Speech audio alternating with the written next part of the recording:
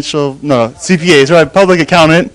Also is with a different CPA society. He's also a fellow Rotarian here in the city of Torrance. And his office is also in Torrance. So I've known Stu Levy for probably more than half of my life. He's been good friends with my father as well since they've both been in Rotary. So here's Stu Levy. He'll open up with see how much we can save with these new tax plans and future tax plans.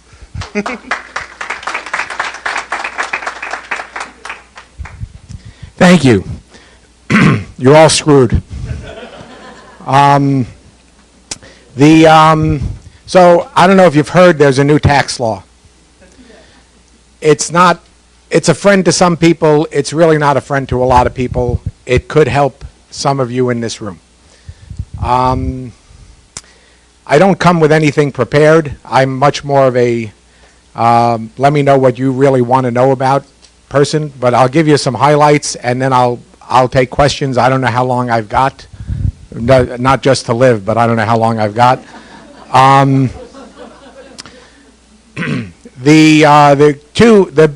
So if you ask somebody, there's a new tax law, they will probably say, yes, that means I can't write off all of my mortgage.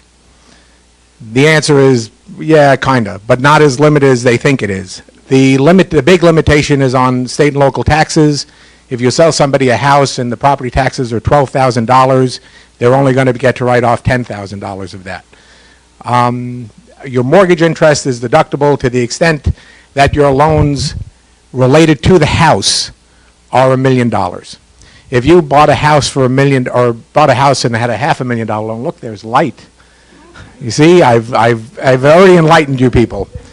If you've bought a house, if you've sold a house and the loan is $500,000, and then the people go out and take an equity loan and take a $500,000 vacation, the interest on that $500,000 vacation loan is not deductible. The loan needs to be associated with something associated with the house. If you've got a first home and a second home, the interest on the first home is $500 and the interest on the second home is $11,000.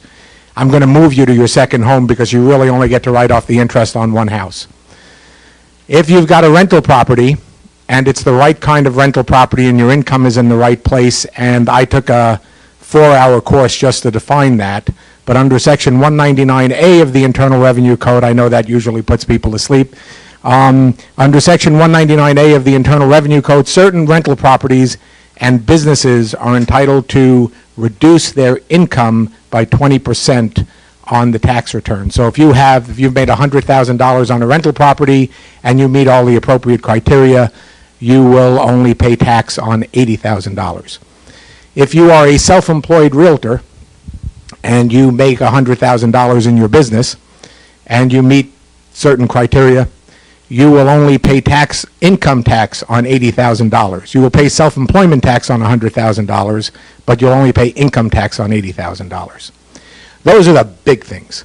The other thing that everybody misunderstood about the new tax law is that charitable donations are limited.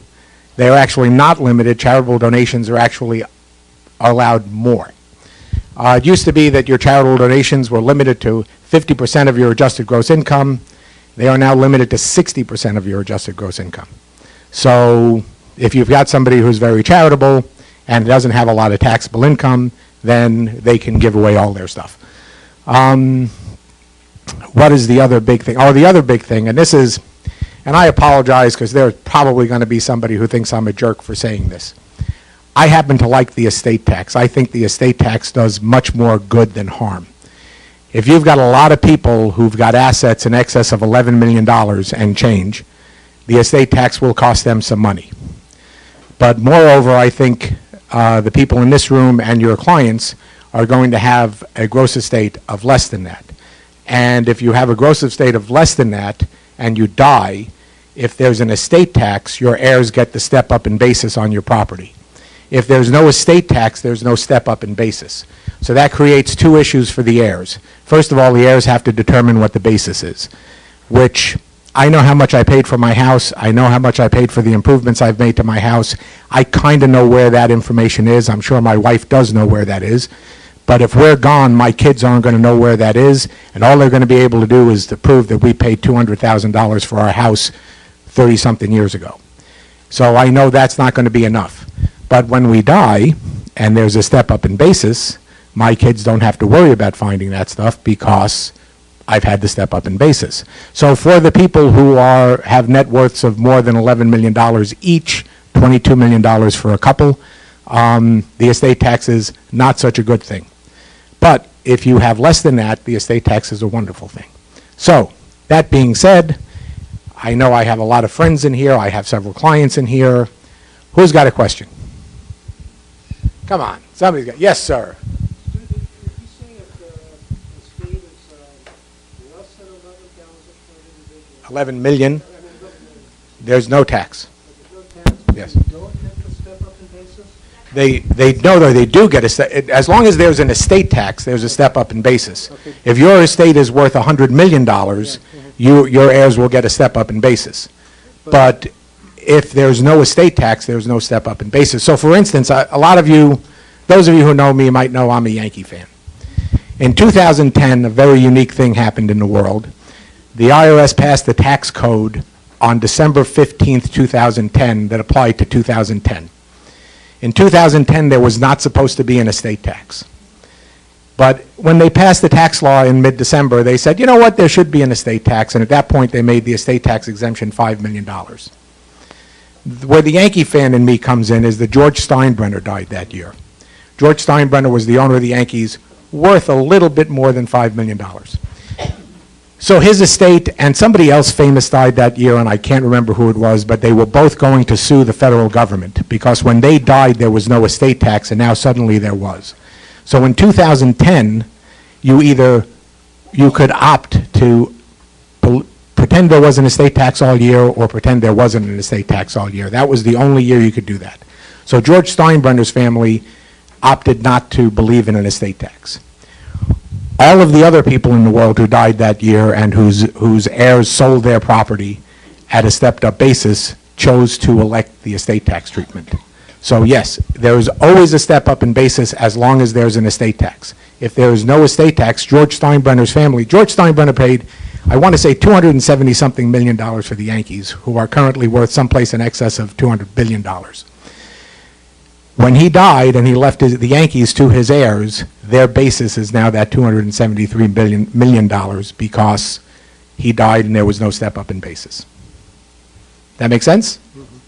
Sometimes I talk fast. I am from New York. Yes? If everybody can hold their questions real quick, because we need to just give the microphone to the speaker. Thank you. So just 1 second, John will pass it. Thank you. Or you could just yell at people do that all the time.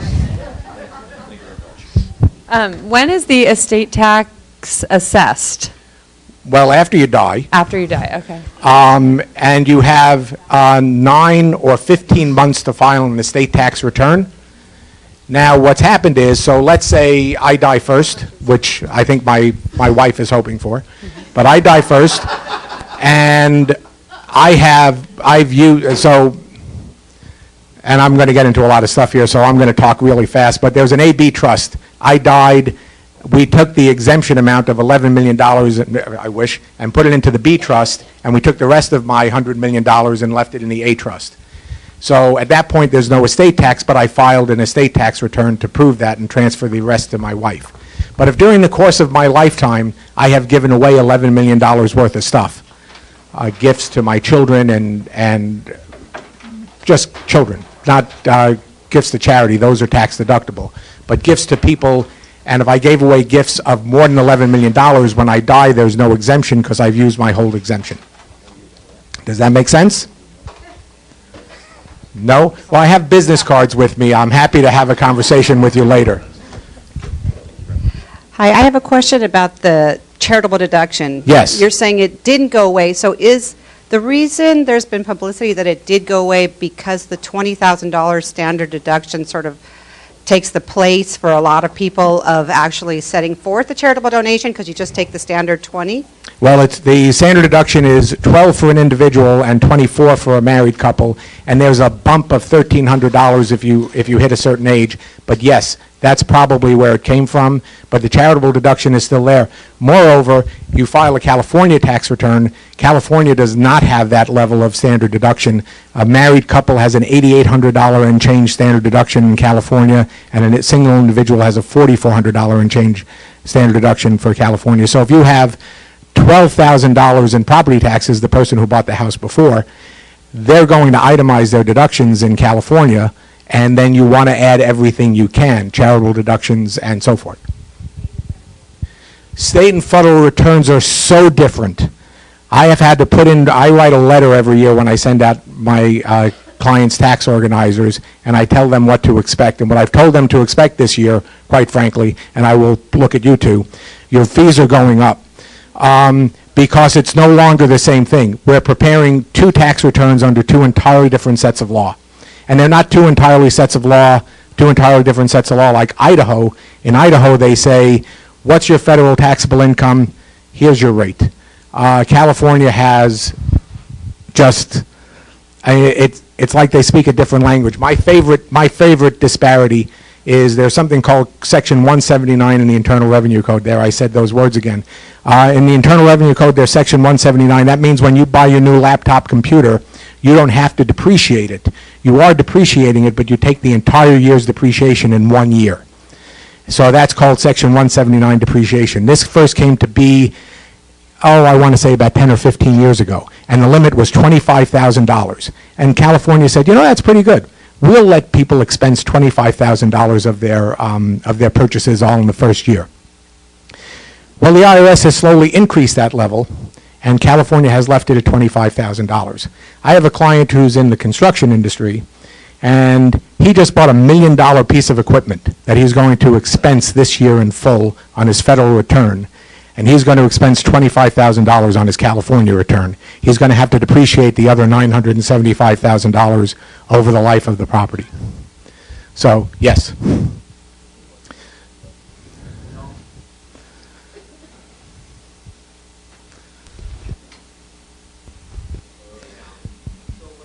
I'll run out there with the mic. Wait, I'm coming. Don't go anywhere. I do my own tricks. So we hear that a lot of, the Schedule E's, a lot of stuff for write-offs is going away. Through that, I'm hearing a lot of people are ending up thinking that they're going to get a lot of money back on their tax returns, but they're ending up paying a lot of money. And it's been a big shock to them. And do you see a lot of that happening, and what is it actually? Well, so this thing on? So it's like this. First of all, Schedule E was not impacted at all, except for the potential 20% reduction of income. That was not impacted at all by the new law.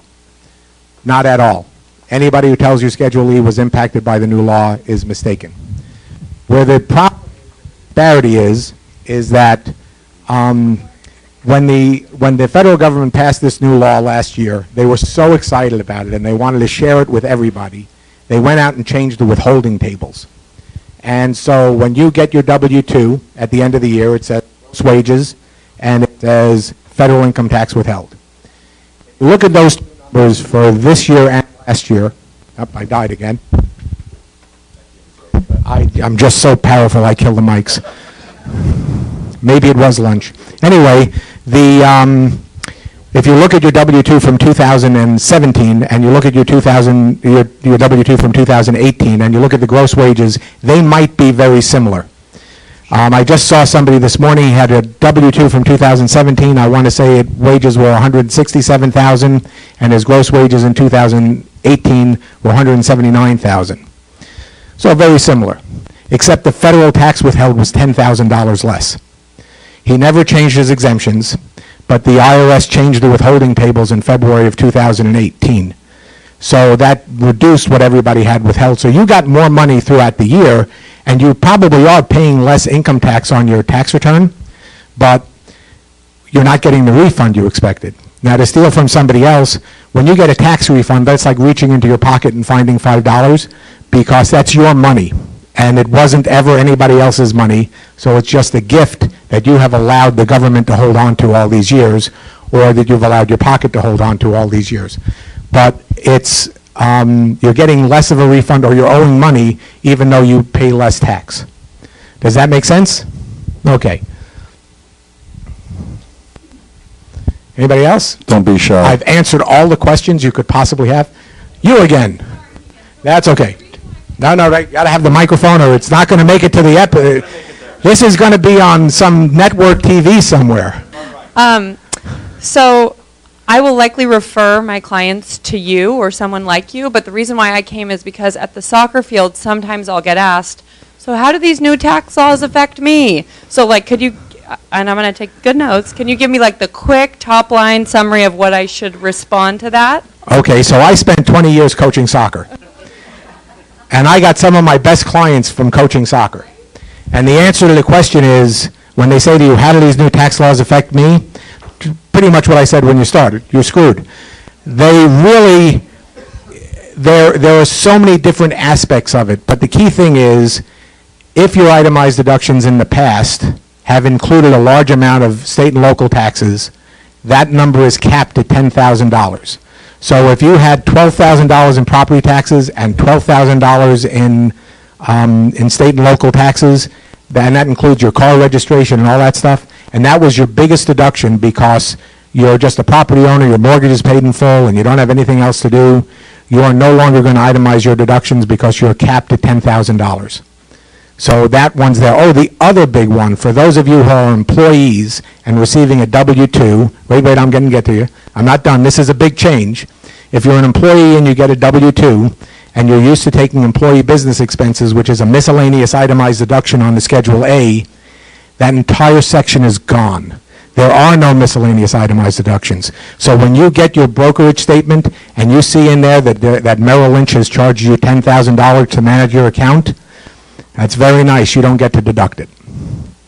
That's another big one. I left that one out. That was one of my favorites. But the answer is, there is no answer. And this is, I think, how I got all the clients from coaching soccer. They would ask me a question, and my answer would be so circuitous that they'd have to come in for me to talk to them. Because there's never been a straight answer in a tax law, and I always feel like I'm a snake oil salesman when I try to explain things to people, but I'm really not.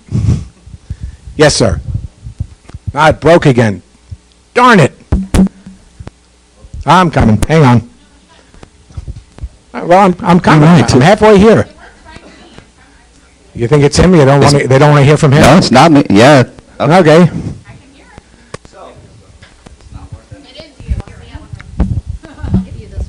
Hello? So, LLC, S Corporation, C Corporation. So when you start to build up your pile of real estate and you put it in an S Corp or a C Corp, an LLC, and then your tax bases build up and all that comes, you go to sell, what is better to put your property in? Okay, I'm going to give this back to you because it didn't want to work for me. Okay, so LLCs, choice of entity, probably, I've actually taken eight-hour classes on choice of entity. LLCs, to me, so if you own real estate and you put it into an LLC, your basis doesn't build. Your basis actually goes down, right, because you depreciate.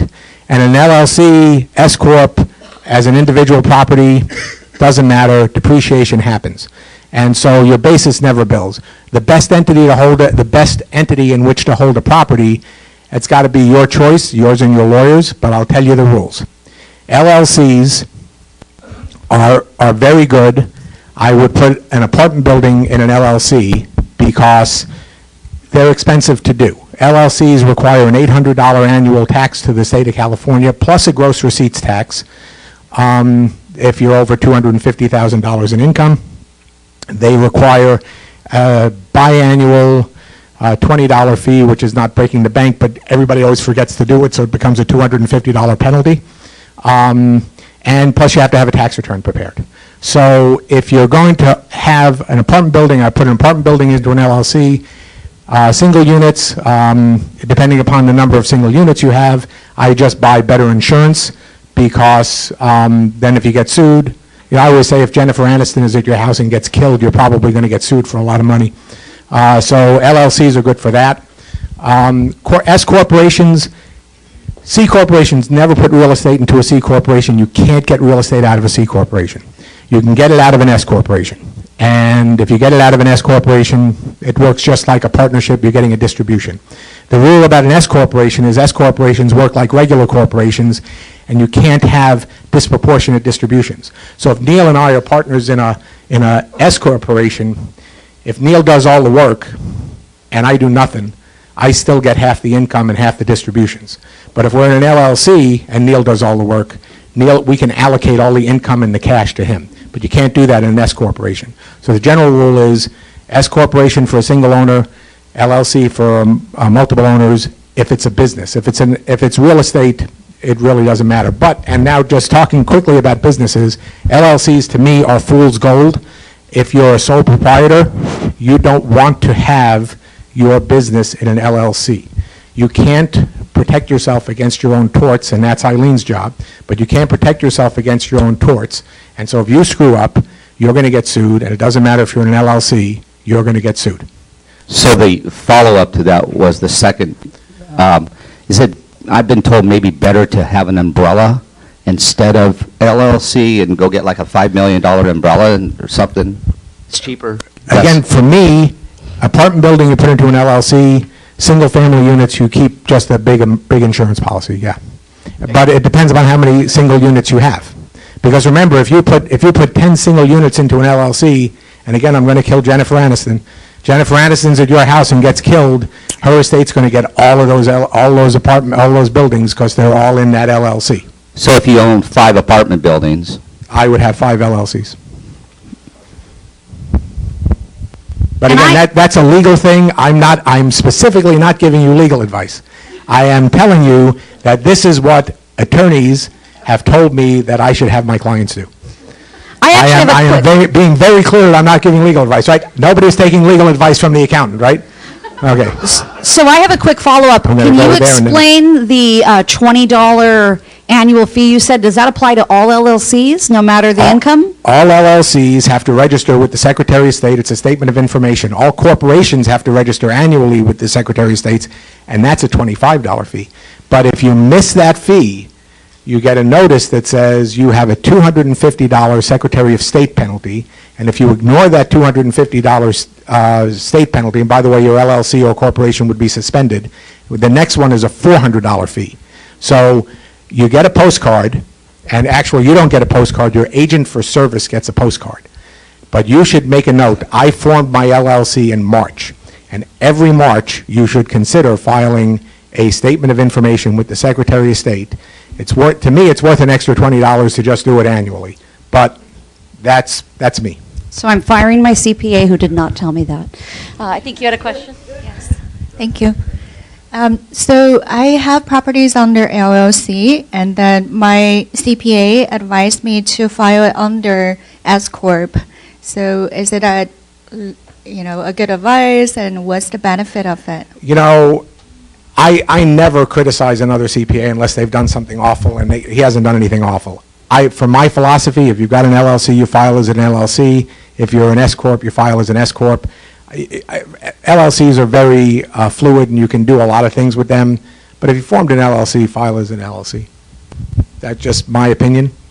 What you're doing there is you're filing an 1120S instead of a 568. And the other thing is, LLCs don't exist to the IRS. If you don't have a partner, you're just a sole owner. So that's what he's doing, is he's putting it on an 1120S.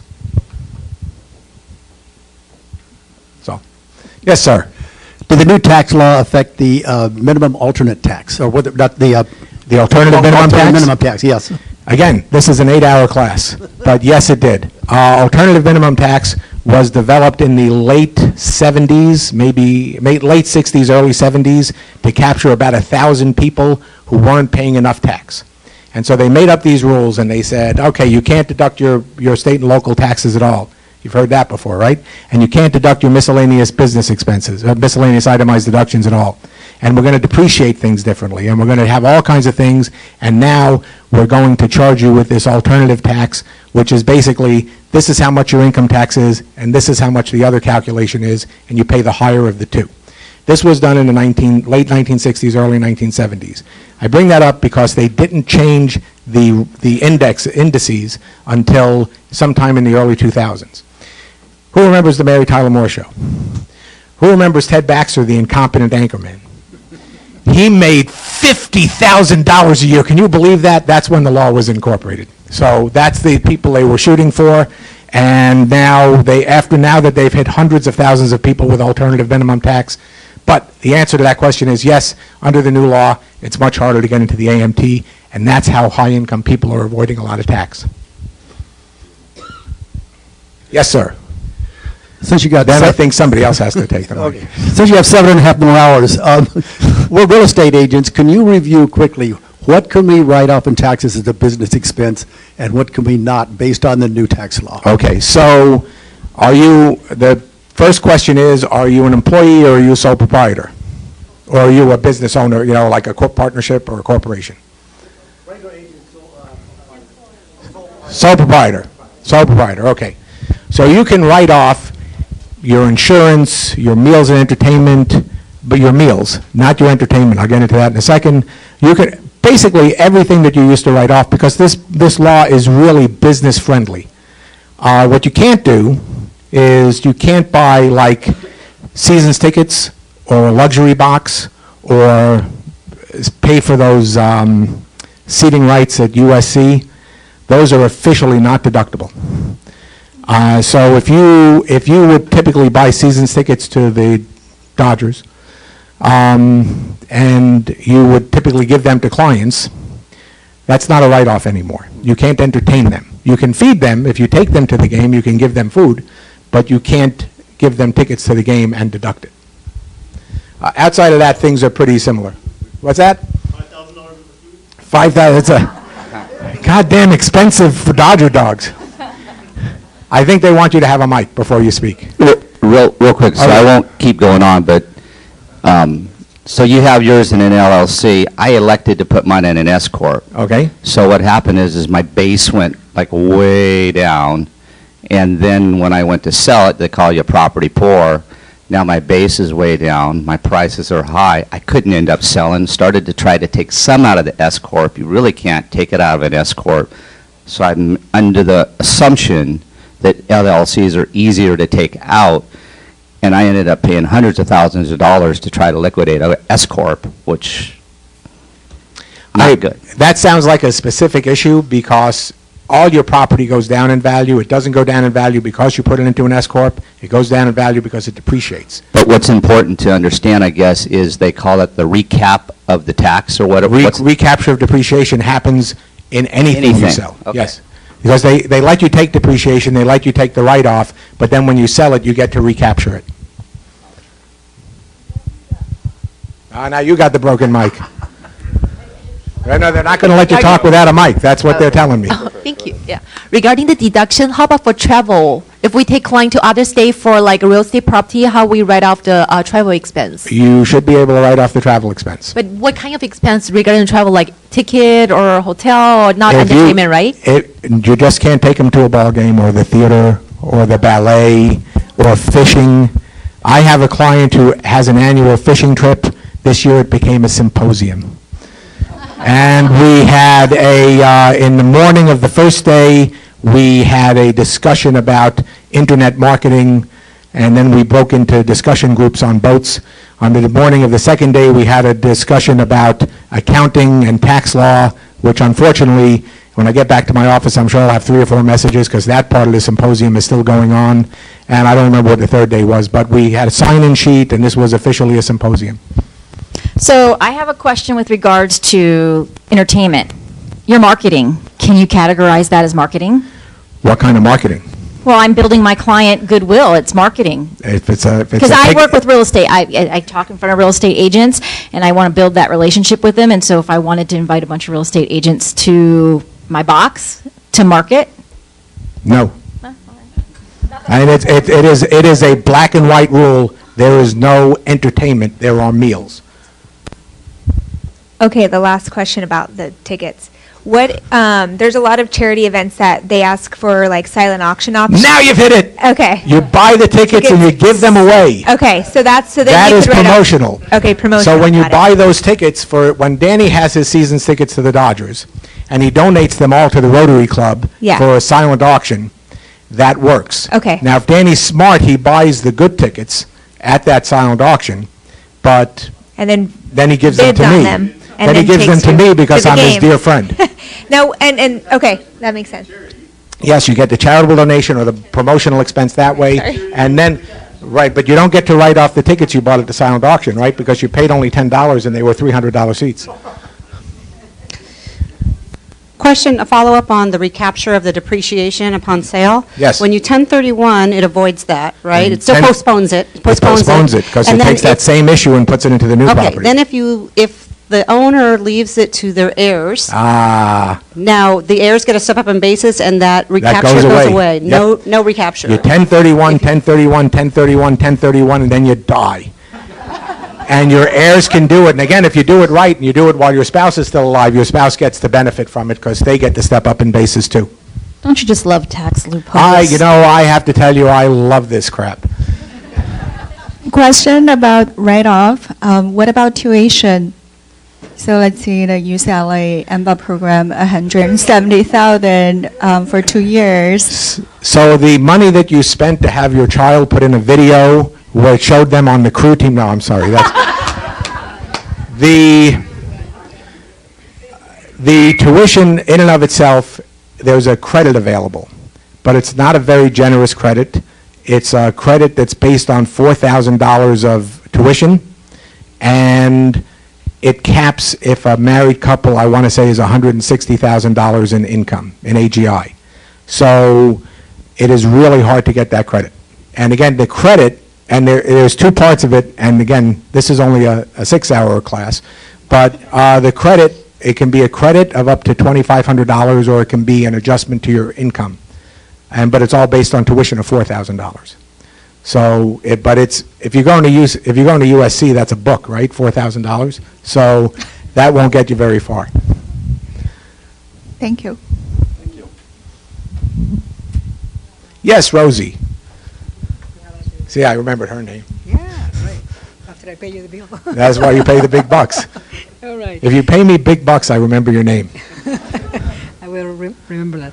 Okay, so if somebody has several properties and you mentioned the tax deduction is only 10,000, so how can they deduct the property taxes on several properties that they own? If they're rental properties, Yeah, there rental is no property. limit. Oh, It's I on see. your personal residence Personal. it's Oh, I limited. see, okay. The $10,000 is on your Schedule A, which is your itemized deductions. Your Schedule E, which is your business, and your Schedule E, which is a business, which is your rental properties. Your Schedule C, if your sole proprietorship owns a building, and they have, they own real estate, they can deduct as much property taxes as they need. The real goal is to help businesses and to help people who own real estate. And let's see, who's in Congress? Yes, so if you have real estate as a business, you can deduct all those taxes. There's no limit on your Schedule E. You just really can't take people to the ball game on your Schedule E. So the UCLA tickets? UCLA tickets don't count, yeah. UCLA, I'll let you write off.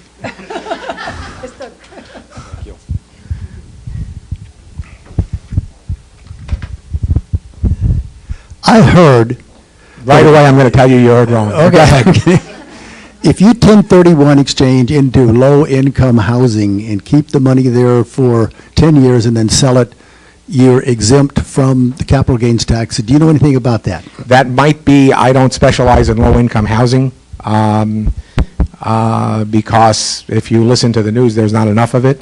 And it's something I've never delved into, but I know there are a lot of incentives to invest in low-income housing.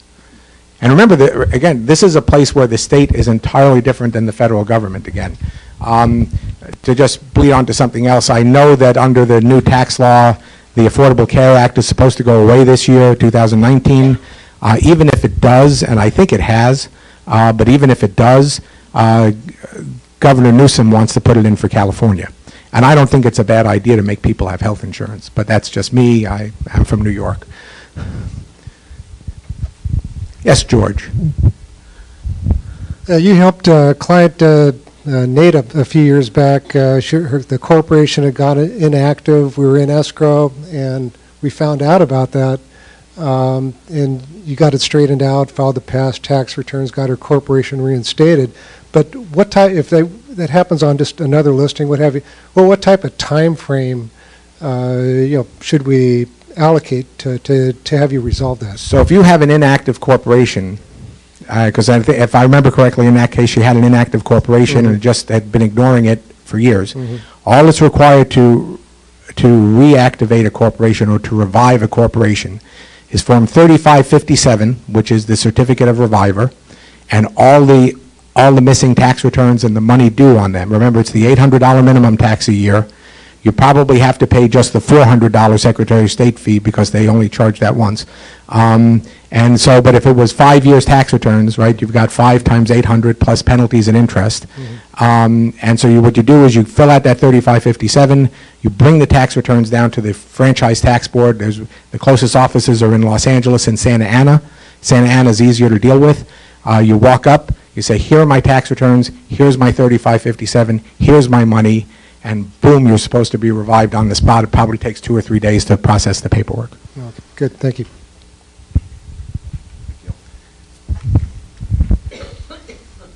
So I have a question. For instance, if you own multiple properties, rentals, recommendation is put it in an LLC, separate them, right, individually?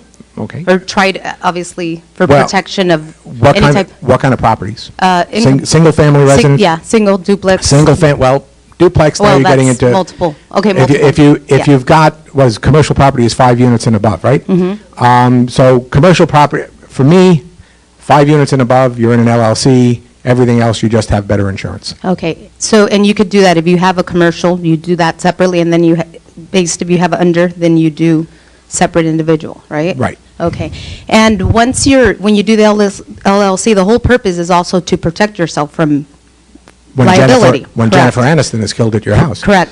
So, in the future, when obviously you pass on, or to my knowledge is, once it's in an LLC, do you get, does it get reassessed or not? Well, relative to property taxes, that I don't know. But if it's in an LLC, you get the step up in basis because I'm leaving my LLC to my heirs, and the underlying assets of the LLC mean that the value of the LLC is higher, so I get the step up in basis. And if you're a single member LLC, or if you're a married couple is considered a single member LLC, then again, the LLC is invisible to the IRS, so they don't care. Can you put an LLC in a trust? Oh, absolutely. Okay. Yes. Actually, what you do is the ownership of the LLC is the trust. So the member, when you own an LLC, you're a member of an LLC, and you transfer the membership to the trust. And that's a lawyer thing again, but I'm not practicing law. Thank you. Really. Thank you. I'd really rather not get sued. That's really not a lot of fun. Danny wants you. You see, Danny, you don't even pay me big bucks, and I remember your name. So I'm always amazed is 2 years ago and then this current escrow that I'm in now, there's always a party that does their own taxes. It's always amazing to me that they always want as much advice that they can get from me as a real estate agent. I keep telling them they need to talk to a CPA, because especially if they're receiving lots of funds, and most of the time I'm the listing agent on that side. So in this case, it's a husband and wife that bought the property and co-signed with their daughter. Okay. They bought the property for it. They quit-claimed it to her, but didn't have any insurance on it, so that got squashed in escrow as if they're still the three owners for it. 5 years later, after they bought this property, the three of them, she gets married now. So now we have another fourth person into it. Mazel tov. Exactly. It's more complicated. And her name changes from what the title was originally because she got married. So You know, not all women change their name. Just so you know. it would have been easier if it wasn't. So then, in order to get the sale and everything done, the parents still have to sign the grant deed. The daughter has to sign the grant deed. The interspousal deed has to be signed to remove him from it. And now her question is do I get the $500,000 tax-free deductible, or do I get the $250,000 deductible? So did she, this is the daughter that's asking? Correct. Okay. Did she and her husband live there? Yes, they did. So did they file a joint return? That I don't know. Okay. It's $250,000 a person. And so if they file a joint return and they both live there for more than 5 years, more than 2 years, 2 out of the last 5 years, then it's 500,000. If she is the only owner, and she is the only, I guess it's a joint ownership, right? Well, the parents are going to write off 100% to her because they don't want any They're tax going to gift implications. it all to her, Yeah. and that, by the way, affects their $11 million, just so you know. They probably get the 500,000 if they report it That's on a what I joint was return, yeah. guessing. But there's legal crap in there, and I don't want to go there. Well, I said, I told them they needed, it should have been done And with really, trust. what the parents wanted to do is they wanted to do a shared equity arrangement with the daughter and just make the down payment and work from there, because that's, I've been hearing more and more of that lately. We want to give our kid money to buy a house, but then we don't want to deal with it anymore. And then what you do is you give a 20% down payment, and now you retain a 20% ownership in that house, and when the house ultimately sells, you get 20% of the proceeds, and it's shared equity, and that's an old thing that's been around forever. So I'm guessing from the beginning, if they would have done an LLC or a trust, it probably would have I'm not a changed fan it. of putting your personal stuff in an LLC. But when there's more than Well, your yeah, one but, party then, but really somebody's buying. going to live in it, right? So Yeah. you got to report income somewhere. Mom and dad have to report. I would just make sure that the titling was done well, and I would speak to a real estate attorney But I about think that.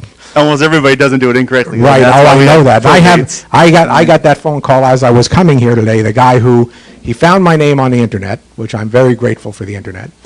He lives in Pasadena. His mother died a few years ago. Now he's selling the house, and he wants to know if he's going to pay taxes. And by the way, he doesn't want me to do his tax return. So I suggested to him that I needed a lot more information, including him and a retainer, to answer that question. And I believe he said he was going to call back and make an appointment. So I don't know if that answer worked. Well, if you want this one, I'll send them your way as well. Send them my way. As long as they have a retainer, it's okay. Anybody else? My business cards right now are in my pocket. Where would you like me to put them? Okay, I'm going to give you one personally, though, because I like you. I'll put them in the back for you. Okay, thank you. Let me ask one final question, because the LLC thing is just on my mind. So, what if I sell Jennifer Aniston a house Okay. and I screw up royally? Now, did you sell it in an LLC? No. Hold on. Okay. So I screw up royalty. I have a quadplex. Can Jennifer Aniston sue me and my quadplex if it's not in an LLC? I was told that you should always put your income property, in an LLC if you're a realtor, so it can't be touched if in the event you are sued. Right, and so that's the case with anything. The reason that you put separate properties into an LLC is to protect it from your torts. And so, not your torts, you can't protect from your torts. But if you personally screw up selling a piece of property to Jennifer Aniston, why would you do that? She seems like such a nice lady. She's been through so much. But she can sue you for all that you have, and one of the things you have is the LLC. But again, that's a legal question. I won't answer that question. Am I done? All right, I think so. Now we're going to go on to the musical portion. I want to hear Eileen speak a bit, but I'm probably going to have to leave in the middle. The next time you guys want a CPA here, have them here in February. March is kind of tough. I was walking out the door and I got such a dirty look from my secretary. So I'll hang around for a while, and then, but you've got my cards, and Danny, Neil, Rosie, George, they all know how to reach me. Thank you very much. Thank you. Give this man a big round of applause. So I want to bring up our next speaker, who I could say I had a personal story with her this past couple of weeks. I was representing my seller, and a mold issue was discovered. My seller's a little kooky and a lot to handle, so I got Eileen involved, and she was able to step in and come smooth out the deal. So all of our sponsors, affiliate speakers, use them because they're here for a reason, because they're really great people. So without further ado, Miss Eileen Kendall.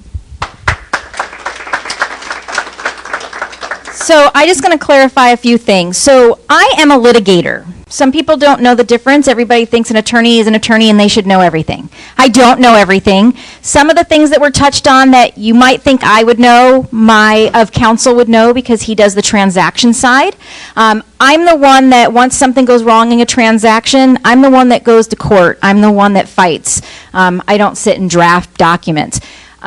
But I also wanted to clarify a few things that I saw questions-wise with regards to protection under LLCs or an S-Corp. So there's different types of protection. One of the questions that Rita asked is, does that protect me from somebody getting my assets? That's different than having an LLC and hoping that you're going to protect all of yourself. There's something in the litigation world called piercing the corporate veil. So if you have an S-Corp or you have an LLC and you're acting under that business, most of the time it's to you get into that to hopefully protect personal liability. That's what I always say. So you're in a corporation and you're acting within a corporation, so you cannot personally be liable if you're sued. However, this piercing the corporate veil, if you're not doing the things that you're supposed to do, you're not filing the $20 fee or the $25 fee, you're not having your annual meetings, which is really weird. I used to manage about 100 corporations. Most were a one-member corporation, and I would send a checklist, have your meeting. And I had one guy that always sent it back and said, I looked in the mirror and I talked to myself today, and here is my responses. Because it's weird, because it is just you. There are laws that say that if your bylaws say so, if you're a one-member corporation or a one-shareholder corporation, you don't have to have those meetings. But there's certain formalities, and one of the major things is commingling. A lot of people think, I have a corporation, it's me, it doesn't matter, and I'm just going to put it all in one pot. You do that, somebody's going to put in the complaint, you are not a real corporation, and I'm going to get your personal assets. So that's one of the things on the legal side of the difference of doing something as a sole proprietor versus a corporation. But if you have the right attorney on the other side that's suing you, they're going to get your personal assets anyway if you're not doing your job right in the corporation. And it is true, like with some things, you know, if it's a tort in insurance. I don't do insurance law. I don't know anything about taxes. I always say call a CPA. I don't give tax advice. I went to law school because I can't do math. So I try to stay away from anything that has to do with numbers. And I also thought I one day wanted to be a corporate attorney and a security attorney until I got the code books. I can't do that. I learned that I like to be in court and I like to fight for people.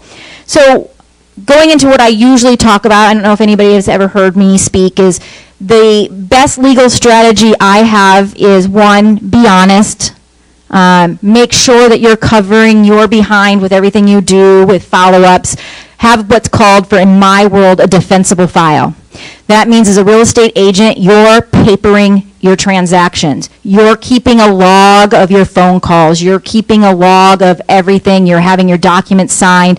I know with electronic signing, you don't have to print them, but you have them. So that if you happen to get sued and you come to me and say, what do I do? Well, let me see your file. If you don't have anything in your file, my job is going to be really, really hard. If you have everything in your file, my job is much, much easier.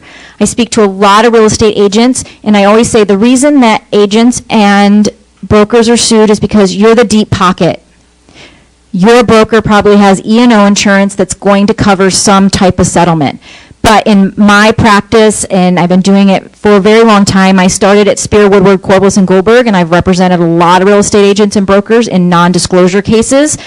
It's really, really hard to prove that the agent or broker knew. And that's the main thing that somebody has to prove, is that you knew there was mold as a real estate agent or broker. You knew that there was that leak and you failed to disclose it. And that's going to go into the biggest topic that I handle and see for real estate agents and brokers and their clients is disclosure. 75% of litigation is related to disclosures.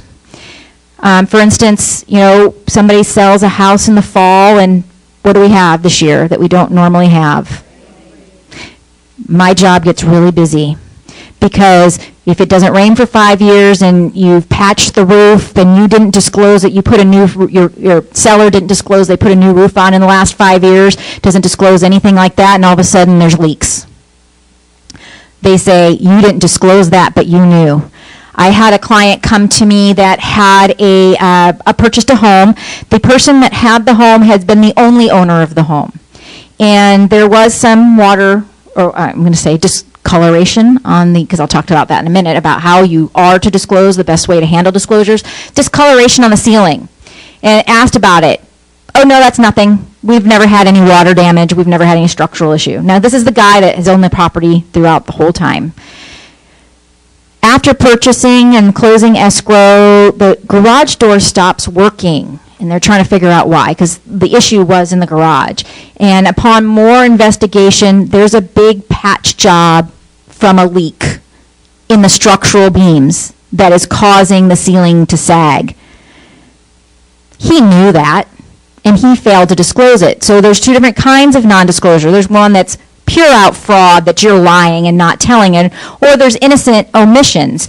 Those, it's still a non-disclosure, but it's bigger deal when you actually are hiding the fact. The TDS has, if you do that checklist, it has everything that's material, because the biggest difference is, for a question I get is, how much should I disclose? Well, I'm going to tell you to disclose everything, because I'd rather have you lose a commission that may be $20,000 versus spending 2 years in litigation. Not that I wouldn't mind paying me $75,000 to $150,000 if you have to litigate, because it's not cheap. So I'd rather have you walk away from a deal because something isn't right in that deal than have to deal with litigating. I like to distinguish myself from other attorneys as I just told you that. Some attorneys will be like, yeah, I get paid. Don't worry about it. With disclosures, the best practice for you is you want to err on the side of making the disclosure, even if it's something that you consider small, like a small crack, or linoleum has scratches. The reason why is because if you're disclosing that, then they probably have an idea that you're going to disclose even the big things. And then when you see something that you think needs to be disclosed, if you think it needs to be disclosed, that's the other thing, disclose it. I did a speech, I moderated the CAR's council at the Women's Council of Realtors, and that's something that they say they get a question about. Should I disclose this? And her answer is like, if you're asking me, you disclose it. Because it's obviously something on your mind that you're going to need to disclose. I also get the question as, well, I'm representing the seller, how am I liable for that? Well, you're liable for that because you do a visual inspection, and if it's something that you visually see, then you should disclose it, because it's even if your seller doesn't tell you.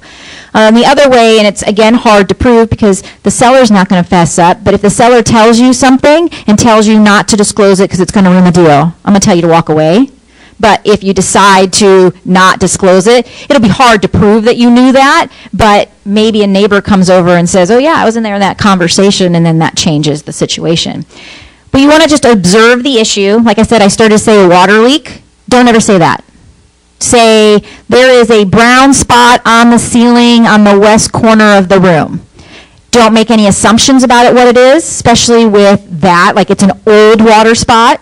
Well, how do you know it's old? Mold. Don't ever use that word. Don't ever say it's brown stuff that can be just washed away or painted over. Don't make assumptions about it. What you do is you observe it, you identify it, and say there's brown stuff on the corner, and then you say, hey, I got some great referrals for you. That's the other way to distinguish yourself as a good strategy of just not even legal strategy, but how to distinguish yourself from other real estate agents, because we all know there's a lot of you, is to have a great source of referrals. And my practice is to give 3. There is something called negligent referral, I think is what it's called. I've never seen anybody do it, but if you gave somebody one name and they went to that one person and used that person and that person sucked, then they could come back and say, well, you gave me that referral, I'm going to sue you. So I always give 3. And that way, because everybody's personality is different, everybody has different take on things, they have the job to vet that referral and decide which one they want to use. And then if they come back and say, oh God, you gave me a crappy referral, well, I gave you 3, and that's the one you decided to use.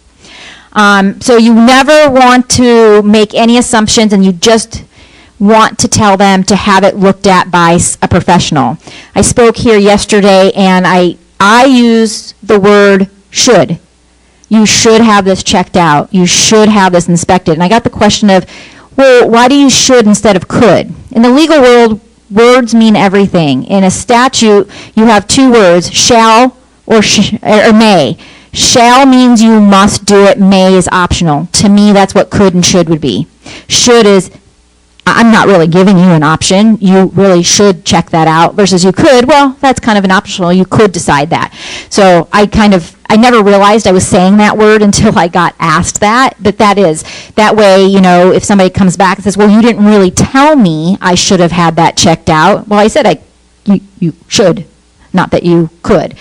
And that's the other thing on a defensible file is to make sure if you're having a conversation with somebody and you tell them you should have that checked out by a third party. Papering the file is you then send an email. This is to confirm the telephone conversation I just had with you that I told you should go have this inspected by a structural engineer or, a roofer or whatever professional.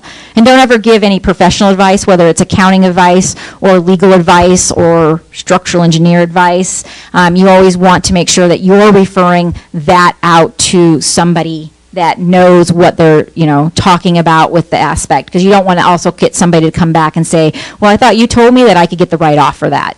Well, I didn't really say that because I'm not knowledgeable in that.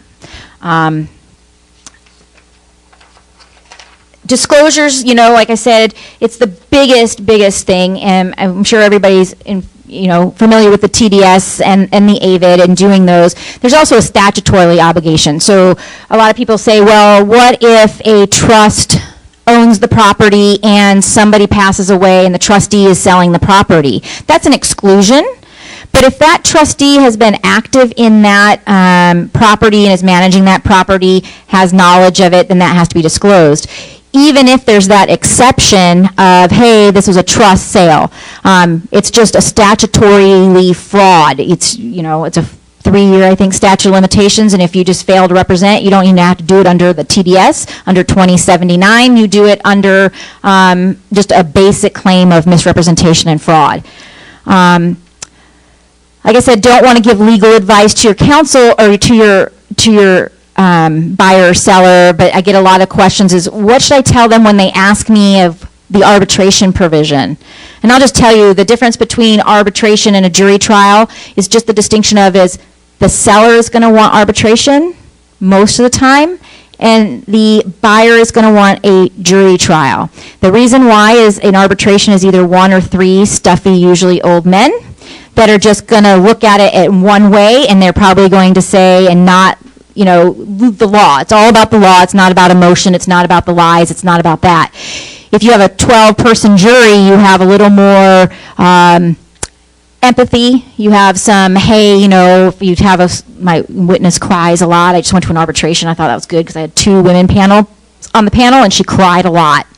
But if you don't have that luxury, but you have the 12 people, because that buyer wants someone to find fraud and wants to get punitive damages and wants to get emotional distress damages, so it's always better to do that with a 12 people versus 1 or 3 that are just looking at the black letter law of what has to be proved and what doesn't have to be proved. I've been practicing in 16 years, and I'll tell you that most cases settle at the doorstep. Who caves first?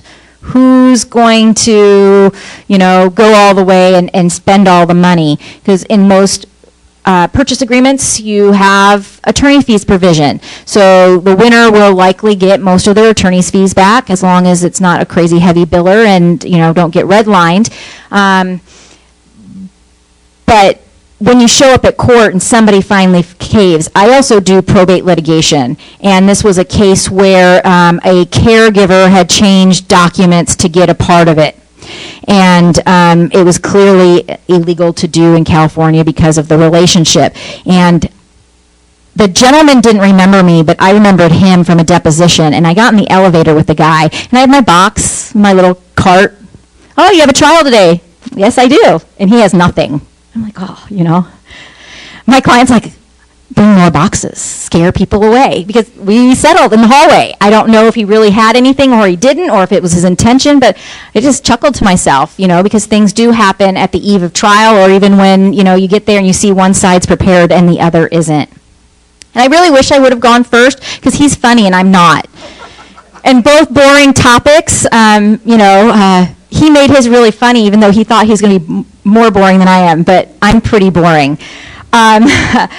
Dual agency is another thing that I get a lot of questions on. How many of you understand dual agency? Just raise a hand.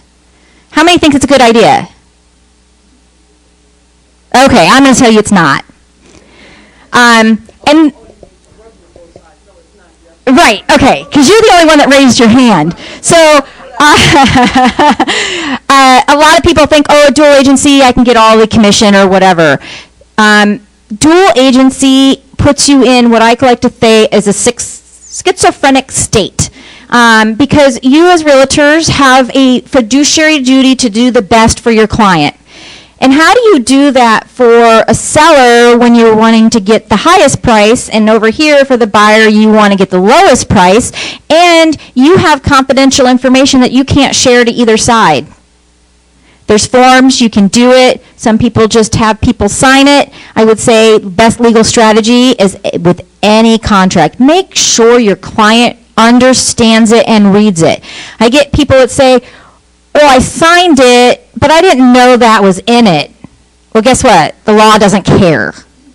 If you sign it, you have to have read it or to that.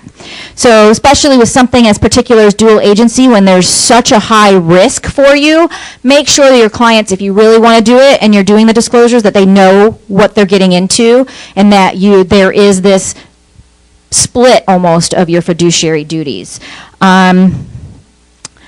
I think to make this more interesting, I will open it up to questions because usually that's more than my boring speech about disclosures, because that's really what I do most of my work with. When you have two agents on the same corporation, the same real estate company, and they are dual because you have to put dual agency, even though there are two agents that are right. And so I've been doing the new member orientation risk management, I think, for like a year and a half now.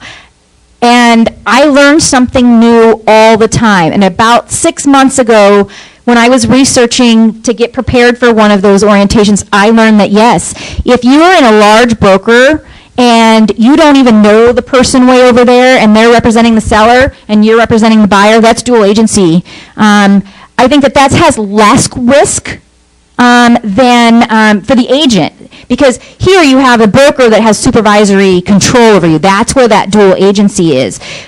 Instead of you having both, because to me, it's less risk because you don't contain all the information. You don't even know that person. You've never talked to that person. But yes, it's still a dual agency that you would have to disclose. But I think that that's a lower risk because you're not containing all the information.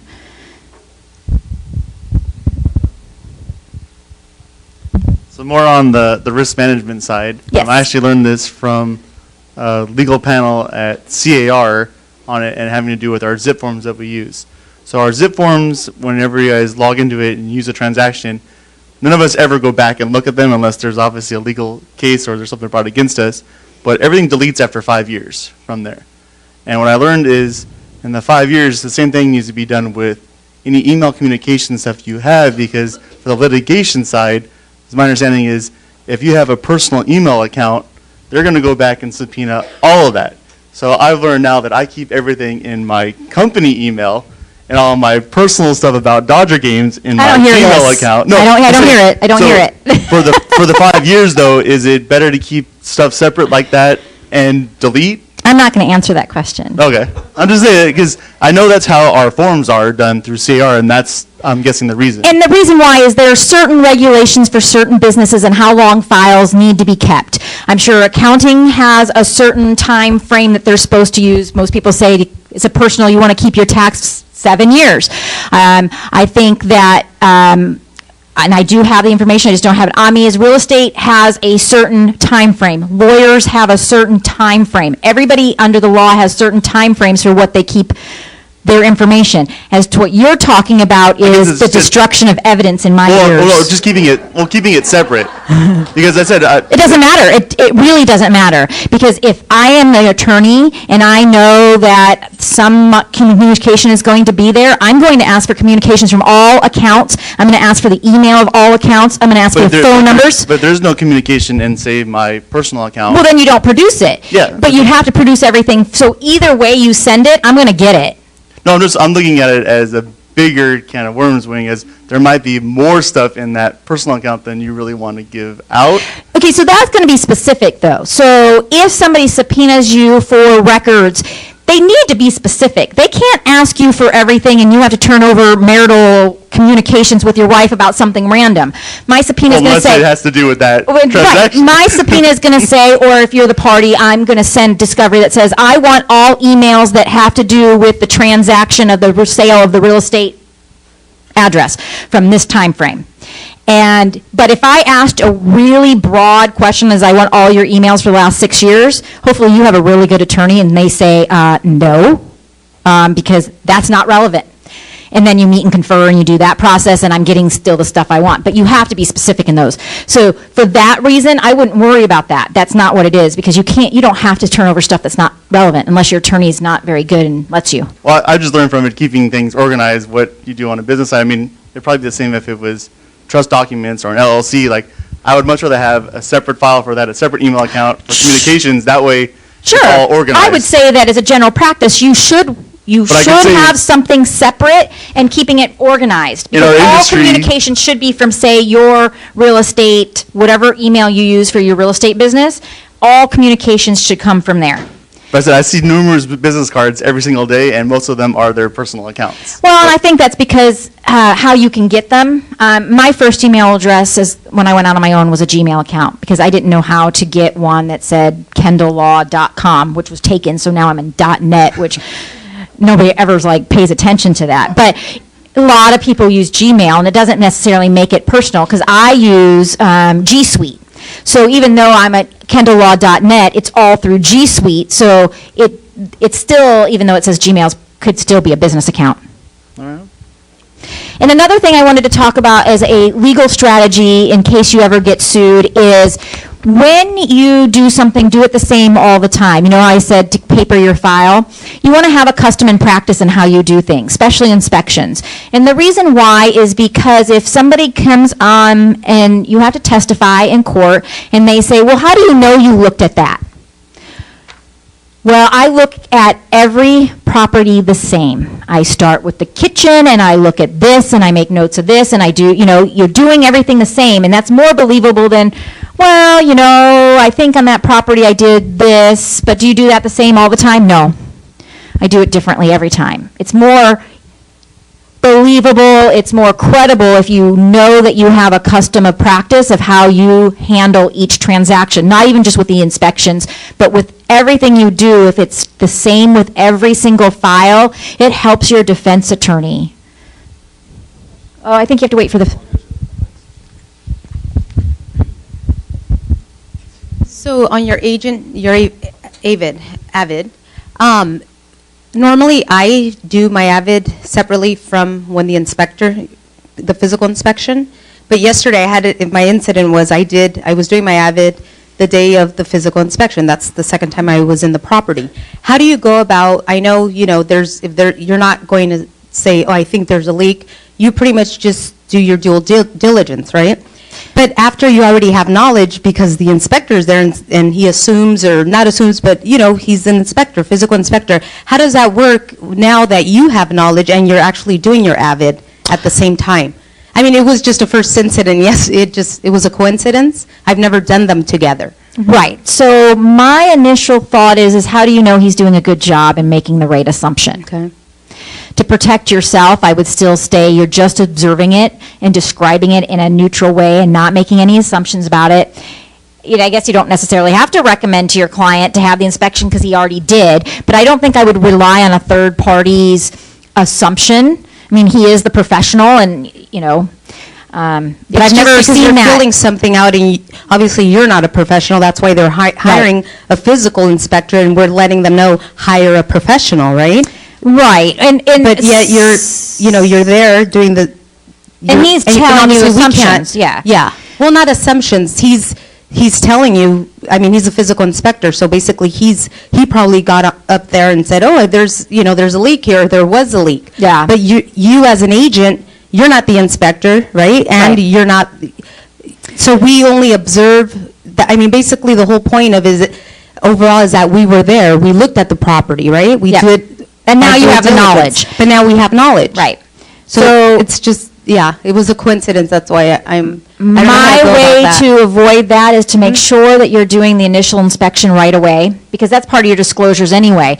At the point that they're doing an inspection, they're probably ready to remove contingencies or do whatever, Well, this was actually right away. We sent him over. It was see the property, open escrow, and then that was the second visit to the property. So, yeah, I was doing it right away. I think if you want to disclose it in a way to, I was present during the inspection and the inspector found whatever it was that they found, please see inspector report. Okay. And that way you're not saying that because you would not know if there's leak, because that's not your job. You're not supposed to go into the roof or under the house to see if something is leaking. That's his job. But because you're doing it at the same time, I did my visual inspection on the same day as the inspector. And the client's normally there because they're looking at the house. They meet with the inspector. They go through everything, right? Yeah. I would just say, did it on the same day as the inspection. The inspector found various items, and if you want to list it out, you list it out. See inspector report. Because now everybody has knowledge. Well, yeah. And what you have to do with that is, if that deal falls through and you or even somebody in your brokerage represents somebody in that same transaction, that has to be disclosed. Mm-hmm. Okay.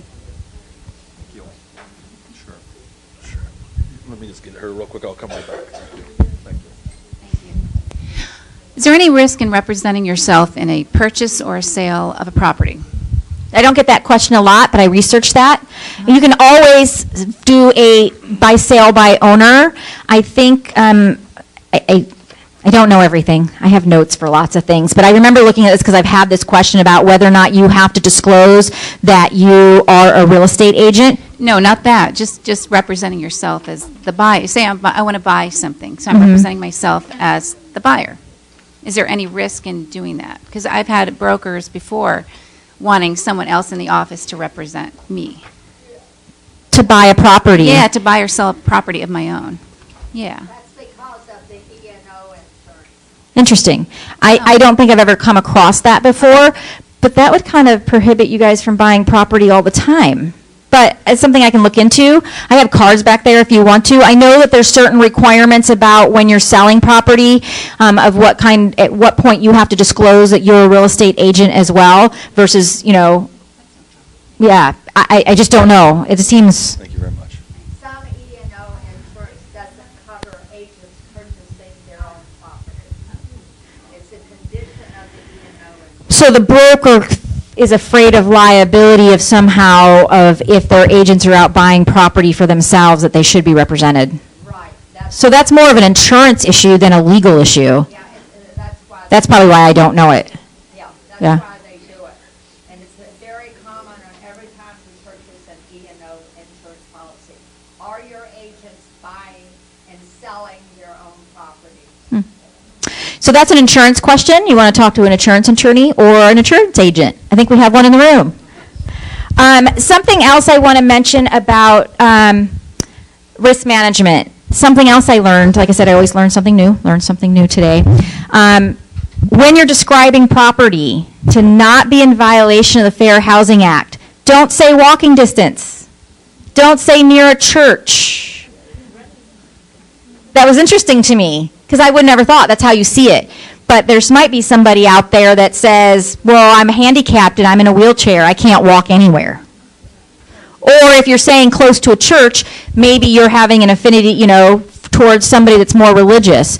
So be careful when you're describing property. I was mentioning people the other day, just don't make now I don't want to say an assumption, but don't make an opinion on good school, good neighborhood, use statistics or say close by, near. I saw a question. I got a question. Oh, I'm sorry. Is there a status limitation as far as keeping the files? I don't know for real estate agents. I don't remember the exact year, but there are. The real estate board has certain time frames, but I don't know them on the top of my head. Well, IRS is 7 years, but okay. Like I said, every profession has different regulations, and some of that has to do with statute of limitations. For instance, for attorneys, if I do something bad on a file, they only have 1 year to sue me. So if after a year I could get rid of my file and it wouldn't matter, unless you're a criminal attorney, because appeal time for criminals is forever. So you have to keep pretty much as a criminal attorney your files forever. But yeah, in every place, from my understanding, every profession has its different. I don't do really any regulatory work in the real estate world, so I don't know all the ins and outs of the regulations, but I know that there's a time frame. So I was going to ask about disclosing the, or you mentioned fair housing. So is it okay to just give the report on, on the particular, like let's say schools or churches or just what's around that particular property? Absolutely, because then it's, because Zillow has all that. Zillow's not the most reliable, but if you go onto Zillow, it'll say, this many miles from a fire station or a police station or the school is this, because that's the other one is schools. Excellent school. Well, what's excellent to you? What I would say is you use distinguished school, or I know that they're graded by numbers. A 5-star school, this district is in, if it's in Torrance, I think they're a distinguished school district. You can use facts, but something like excellent or safe, well, what does that mean to you? Could mean something different to somebody else. But if you have actual numbers, like a crime rate, I had the question yesterday, is there was a shooting in the neighborhood. Do I have to disclose that? Well, that could affect the desirability of the property, but it went to the crime statistics if it's a high crime area. Give the statistics if they're available, and that would be handing the report. Here's the report with statistics of the area. Thank you.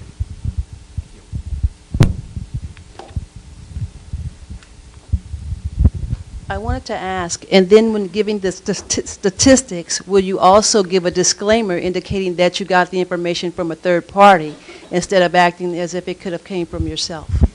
Well, I would think if you had a report, it's going to say where it came from.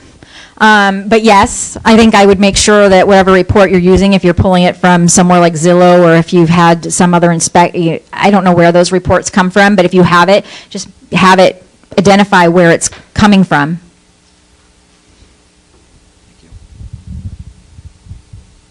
With mixed-use properties, say you got, for example, 4 units, there's 2 commercial units downstairs, a couple residential units within the property.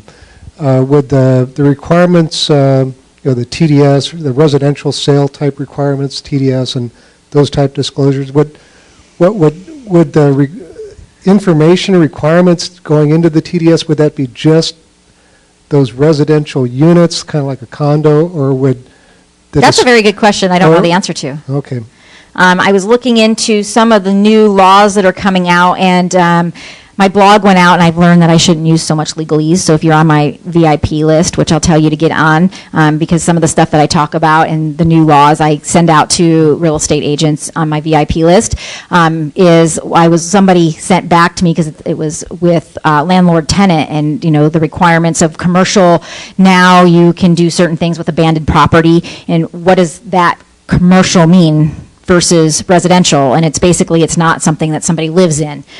So whether you have a 2 residential upstairs and 2 commercial downstairs, that's a good question, and I don't know if I didn't see anything that addresses that because they're specific. The TDS is for 4 and under, and then there's certain exceptions, and then there's different rules for commercial.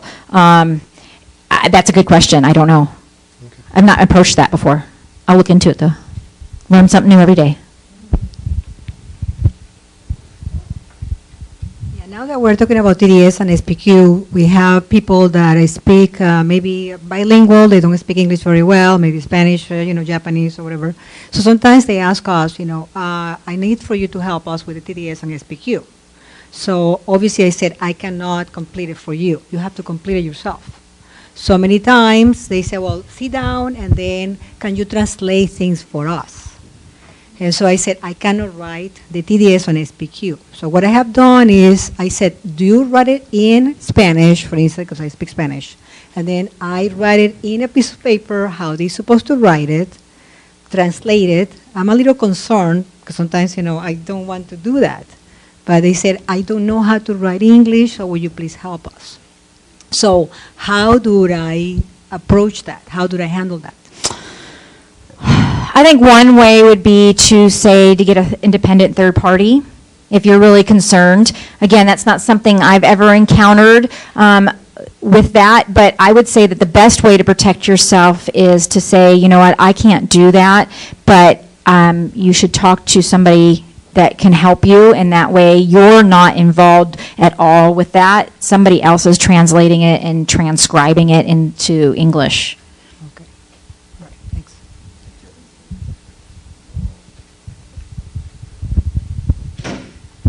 How to get on your VIP list? So I have not little, but I have postcards in the back that have my email address, and she's redone my website, so as soon as you go on there, there's a VIP button, and it'll automatically put you in my mailing list.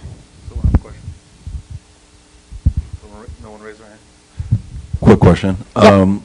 Going back to the Avid, if you don't have a preference, it's okay, but do you have any take on if we should be handwriting the Avid or typing it? Is there any difference? Okay, I just say, is your handwriting good or bad? Really bad. Then I'd probably type it. Okay. I don't think there's any distinction. There's not going to be any liability opened up for one way or the other, but if somebody can't read it, Got you. there could be something, I didn't know what that said. I couldn't read it. It's a doctor's writing.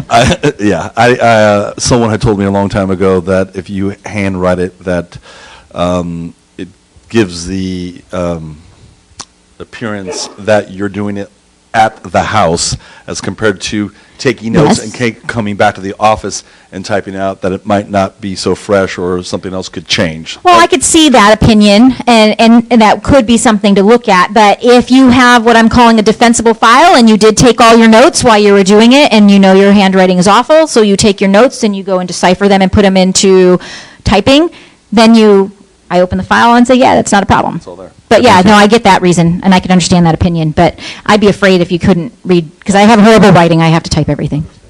And if you have horrible writing, there's a little thing called an iPad or a notebook that works really nice digital. And you could just well, and we're in that world nowadays, right? So one of the emails that is going to go out next week, if you get on my VIP list, is last month was the new landlord-tenant laws. This is the car cleanup laws. And one of the things they talked about is on the TDS, up until this year, you were supposed to either hand deliver it or put it in the mail. There was no rule to allow you to do that electronically, even though everybody has been probably doing it for a long time. But the law has now been updated to say that you can provide it electronically. Yay, we're in a digital world. Right? And she had said the reason why is the last time that the rules had been changed was in the 80s. And they've stayed that way, and with no real changes to how our world goes. Because I was asking about social media. Something I had said and had been telling people is with social media, you have to have all of your information on a first point of contact. So what is considered a first point of contact? If you have a Facebook page and you have all that information listed and you have listings on it, that was, to me, okay, that's your first point of contact. But the question is when you share things, is that somebody else's first point of contact? Most likely. But there's no real information on that I couldn't find anything that would explain, do you have to have that information on every single post? And the answer I got was, is you probably should, because you don't know if everybody's sharing it, if that's going to be that first point of contact, and it's probably going to be. Thank you. Well, I understand that things are being recorded, so you have to put in here.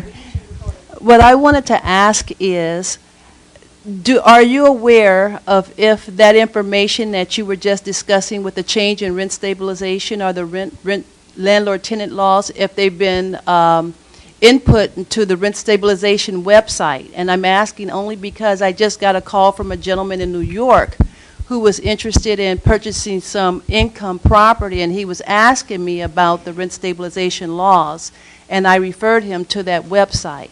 So I think that with the new legislation and the new law, the only thing, so I think if I remember correctly, thank God, that it got denied, that prop didn't go into place.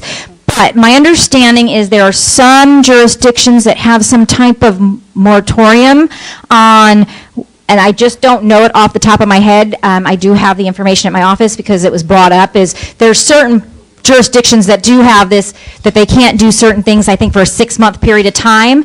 But that's really the only change that I have seen, and it's, kind of in specific areas. It's not a general rent stabilization. I'm sure it's going to be back on the ballot because people really think that that's going to solve the problem.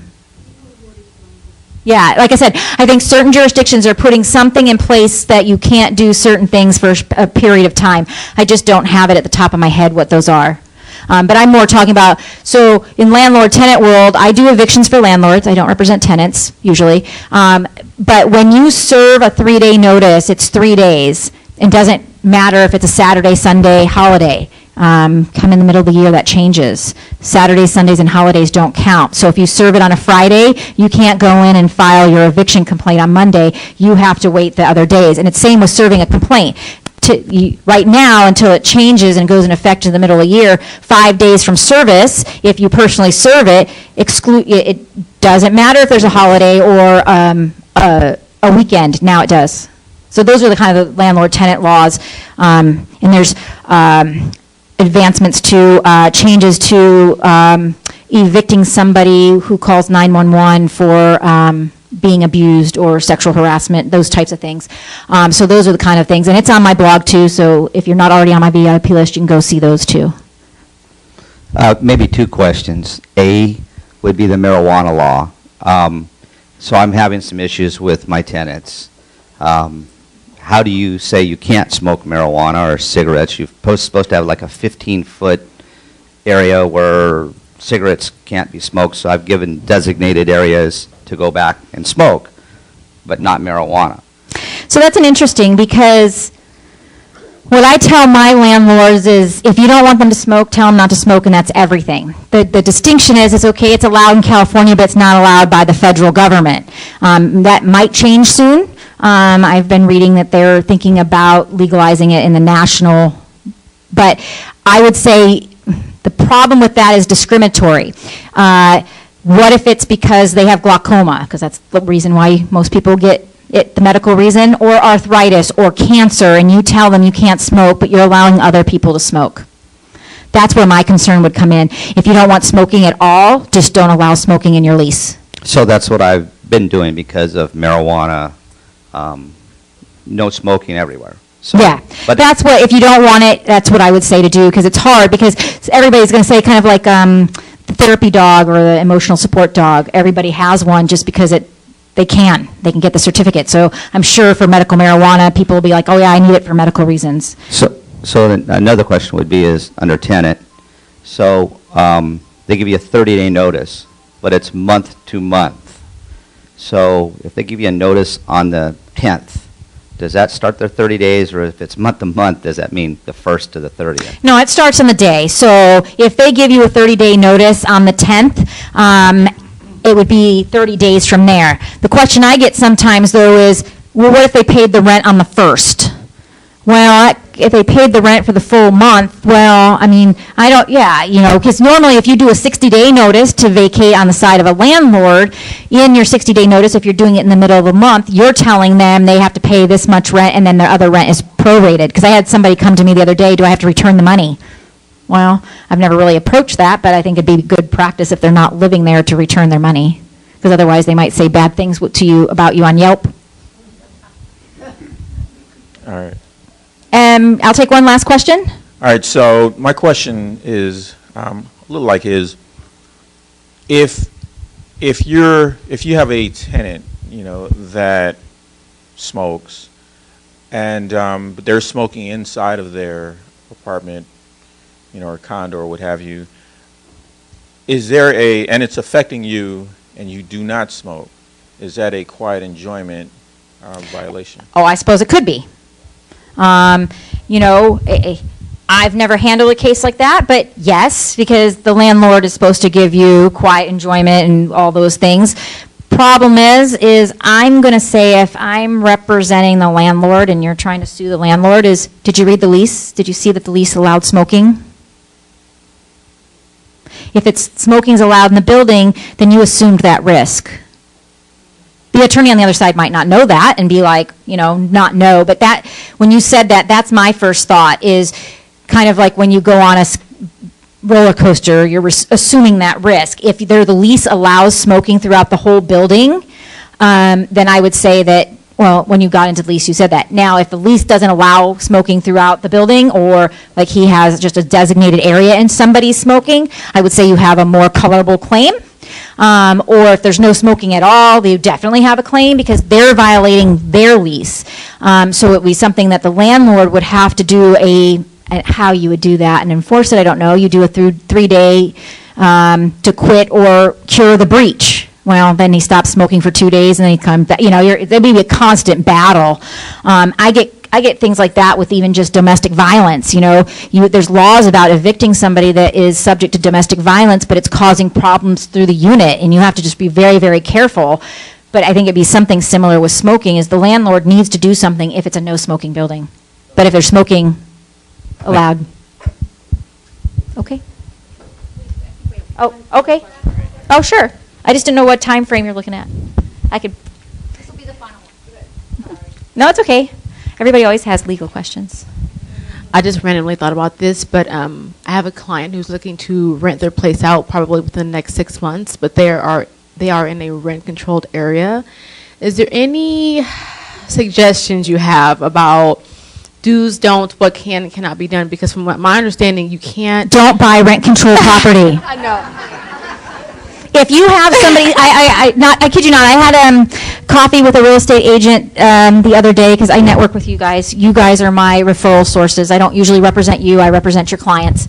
And she was saying that she has a couple that's, you know, well off and they're thinking of buying a rent control property, but they don't know what they're getting into. I'm like, if you have a client that's thinking about buying rent control, please have them come and talk to me so that I can really tell them the time and the expense and the things that you have to deal with.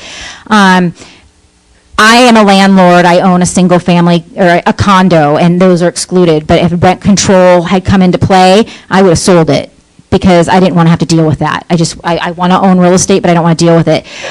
Do's or don'ts. She owns it, so she's going to rent it out.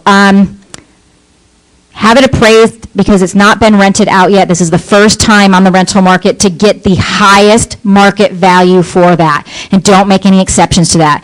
If somebody doesn't want to rent it for that price, don't rent it. Because you can only raise the rent 3% and you're stuck. There's really very, very few reasons you can get somebody out of rent control. Now, it's my understanding that if you move back into it, then you can kick them out, correct? So that's always a good thing, too. I'm representing a person that's two people that are wanting to do that. In rent control, you're allowed to negotiate a cash for keys, but you have to go through the process. And I always recommend that first because otherwise, you have to go through the bureaucracy of doing the application and the declaration and sending it to the housing board that you want to move back in. And then there's certain requirements about how long you're going to live there, when are you going to move in, when are you going to do this, and you have to do things in a certain time frame. So even that process isn't simple. Because I'm like, right now, they want to move their disabled brother into that portion while they remodel the front house. And so I'm trying to negotiate a cash for keys so that they don't have to go through the time and expense. And if you do it that way, you can control how much you pay unless they get an attorney. Because even with that type of relocation, you still have to pay the relocation expense. And that varies. If you're a mom and pop and you've only done it once, you only have to pay $7,900. But if you're somebody that owns a lot of property and you're not a mom and pop, it varies from $17,000 to $25,000 that you have to pay to relocate. Is it $7,900 per person? No, it's for the household. It's for the household, but you can only use that once in every 2 years. And so if you have, like the lady that I'm talking to, the real estate agent, one of the agents I'm talking to, it's a triplex, then she wants to get them all out and do a cash for keys. Well, only one of those, you're going to be able to do it at the lower rate.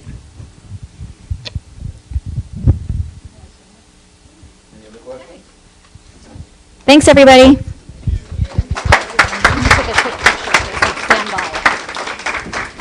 And before everybody leaves, I wanted to let you know of our upcoming, now that we've got sunshine